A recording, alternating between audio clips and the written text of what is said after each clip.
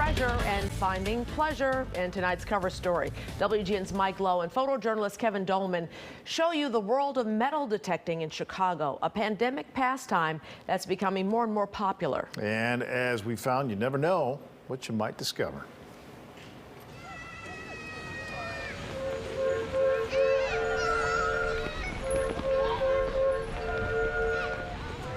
History never really fades, it just gets buried.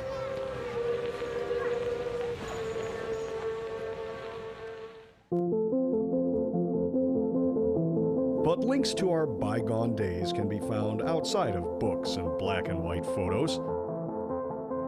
The soul of the city is in the soil. To find it, you might first have to believe in the idea that something is beneath you. As a kid, I was thinking about like what type of treasure might be in the park, might be under the ground. As a child of the 80s, I would say I'm a Goonie. Hey, Mike found the map!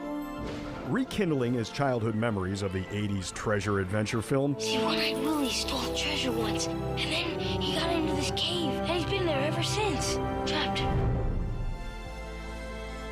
This park was built in 1883. There used to be a train station about 3 blocks down on Ravenswood. So this area was originally its own town or development called Grosse Park before it was annexed into the city of Chicago. This is a fairly old area. There could be interesting old things buried here. Adam Rosa is looking for buried treasure in real life. So the first thing we do is put it on a setting where you're not hearing every little signal. And under the radar. Or something. He is one of a growing number of people who took up the hobby of metal detecting during the pandemic. Probably about 4 or 5 inches down, and it's reading kind of like a penny. Metal detector makers across the country are reporting record sales. And I can tell where it is if I kind of back the detector off. COVID hit, and it'd be great to have a hobby where I could be outside and away from people, but still, you know, out doing things in fresh air and exploring the city. The pastime is gaining popularity, but Rosa isn't your typical weekend hobbyist, simply combing beaches for lost jewelry.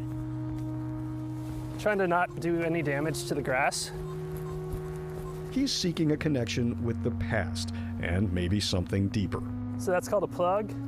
So the object could either be in the plug or it could still be in the hole. And the way that you find out is by using your pinpointer, which is a handheld metal detector.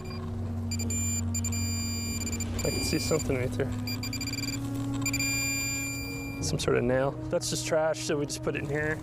He studies old maps and newspaper articles to research places where people used to gather, hoping he might unearth an heirloom. Last time I was here, I found this old spoon. Something lost and never found. Could be around 100 years old.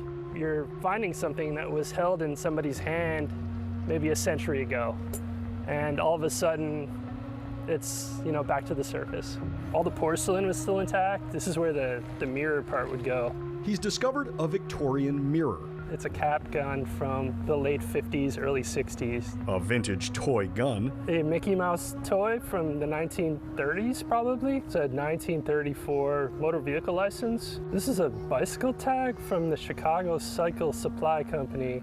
People drop lots of pennies all over the city, and we find them. And plenty of pennies.